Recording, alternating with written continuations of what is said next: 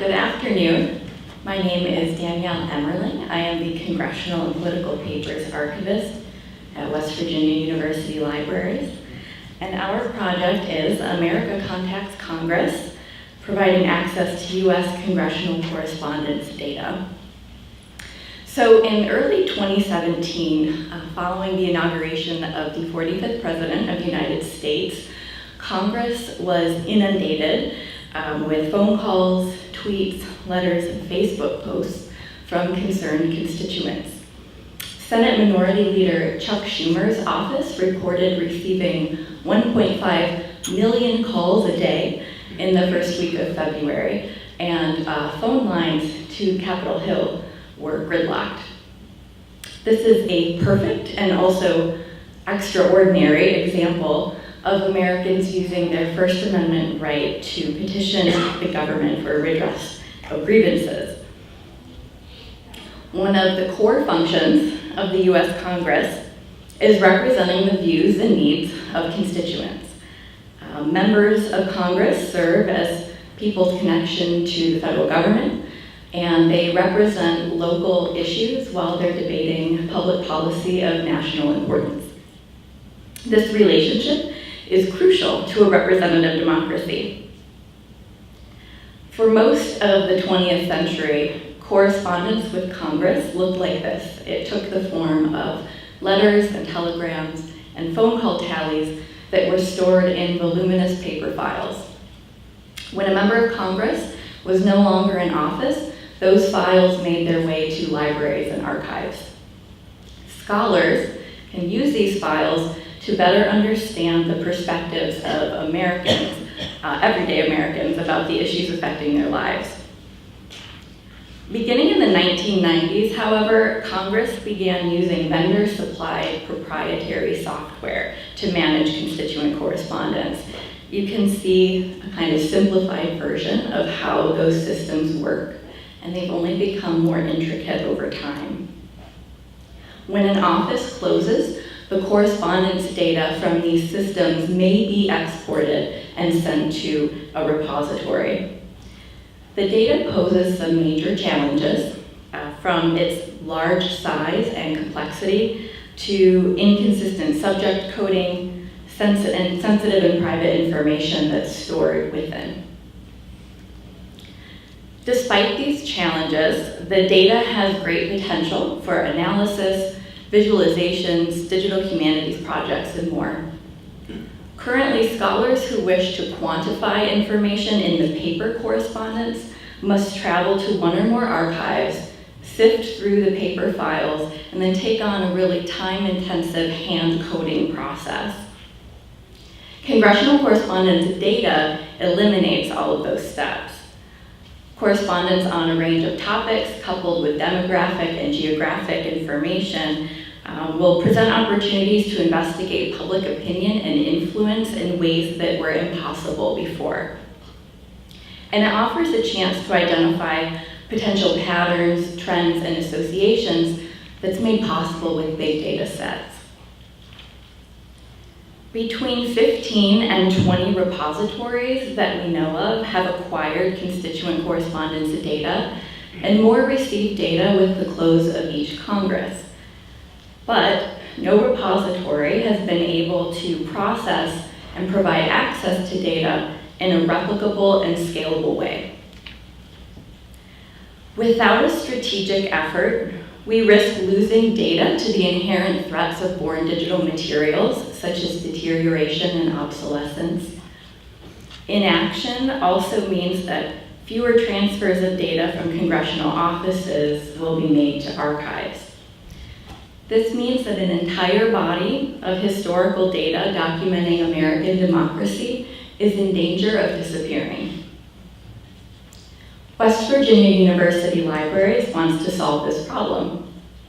Recently, we created a system using open source technologies that accessed and searched data from the office of former Senator Jay Rockefeller. It also conducted a geographic analysis. Our system serves as a prototype on which the library community might build. An open source congressional correspondence tool has the potential to transform how libraries process and provide access to large data sets with sensitive information, and how scholars use that data to investigate American civic engagement.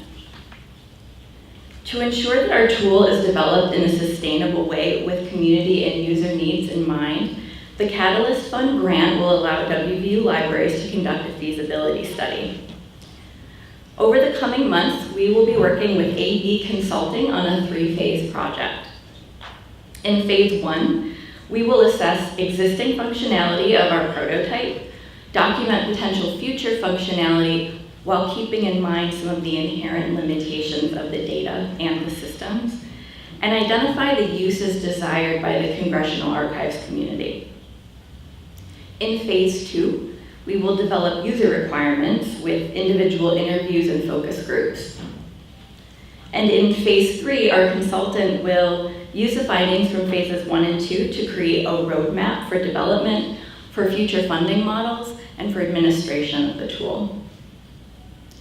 During each of these phases, the consultant will engage the library community and have close contact with stakeholders. These include an advisory board of Congressional Archives professionals, the Society of American Archivists Congressional Papers section, and the Association of Centers for the Study of Congress. Constituent correspondence vividly illustrates the representative function of a congressional office, and it gives voice to everyday Americans who are often absent from the historical record. But without a concerted effort, this rich resource is in danger of disappearing. Our Lyrasis-supported feasibility study will create a roadmap to preserve and provide access to individual data sets. And looking forward, it is laying a foundation for libraries to create a shared technical infrastructure for a national database and to develop a scalable, sustainable model for long-term stewardship of congressional correspondence data. Thank you.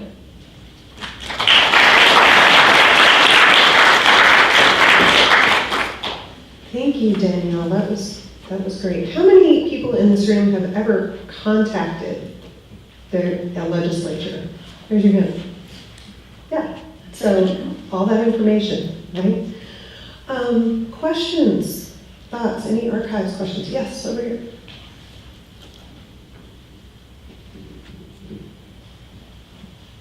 This summer will not fall up the stairs. You see that, guys? Yeah. Okay, so just a question. Is there no law requiring the protection, archiving, saving of congressional correspondence? No. That's the short answer. The records in Congress are administered in 2 ways. There are official records and unofficial records. The official records are the things that are created in the committees of each chamber. Those are in the custody of the National Archives. The records that are created in a member's office are considered personal, and that member can choose to do what they'd like to do with those records. In this category of record, constituent correspondence falls within those personal records. Really interesting. Mm-hmm. Other questions? Let's see. I have one.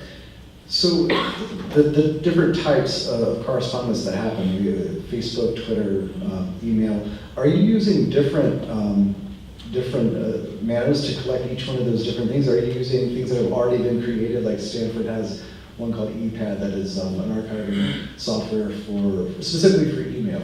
And then of course there are others built specifically for, are you employing all of those or are you creating your own thing? Sure. Or both? For the constituent correspondence data, all of those methods of communication are input into the same system in an office, in a member's office.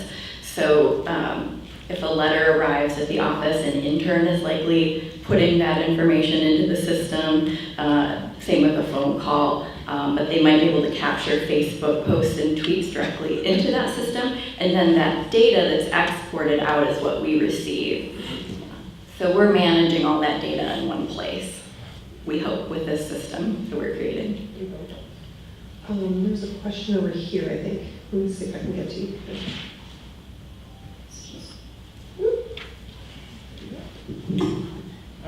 some ways it would seem oxymoronic, but has anyone raised privacy concerns?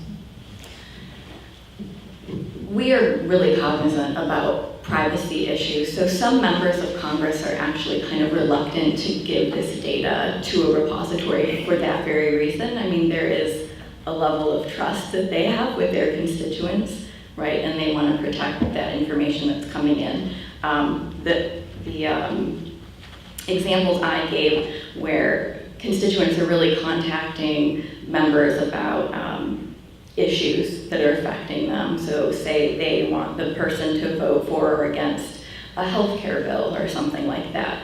That's recorded in these systems, but there's also some other more personal information recorded when a constituent contacts the office, say, and wants help with Social Security Administration or something like that. So we're really cognizant of those privacy issues, and that's something that we're going to be working out through this feasibility study is how can our system protect that privacy while also allowing access to some of the other data that would be useful for scholars. Additional questions, comments? Yeah. Robert.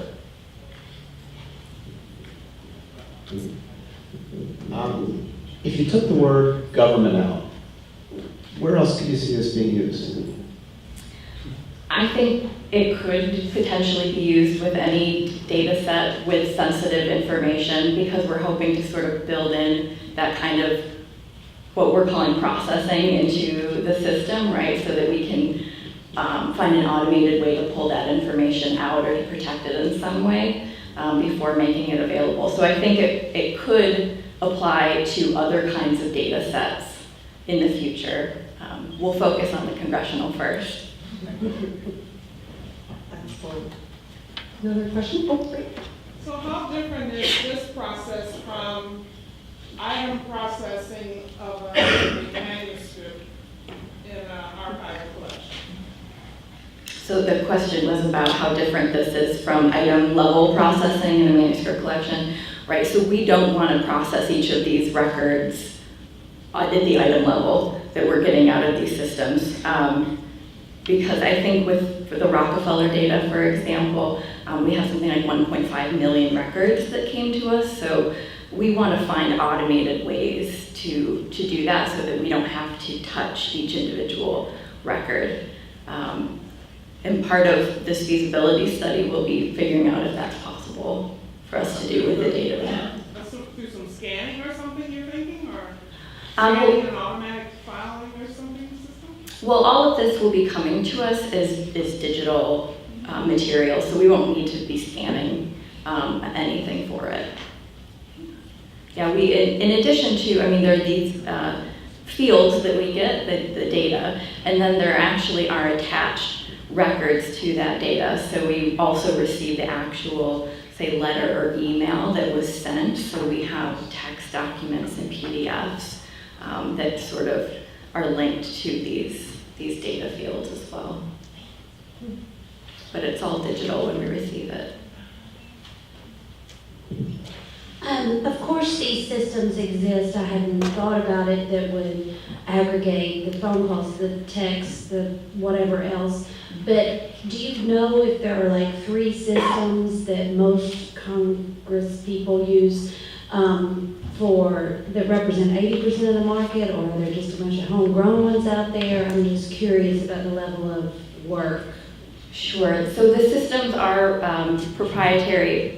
As of 2016, there were 4 approved for the Senate and 6 approved for the House, and some of those are the same system, but the House has a couple more vendors that they've allowed, and the vendors have to be approved by that chamber for use. So we can't afford those systems for the libraries, right? And to kind of keep those up would not be affordable for most libraries and archives that receive this data. They're very expensive, and we are not the primary market. The office is. So we have talked through the congressional paper section of the SAA, we have talked to vendors, and that is essentially their answer. We're not their market, the office of the member is, and so archiving is really not on their mind as a part of their workflow.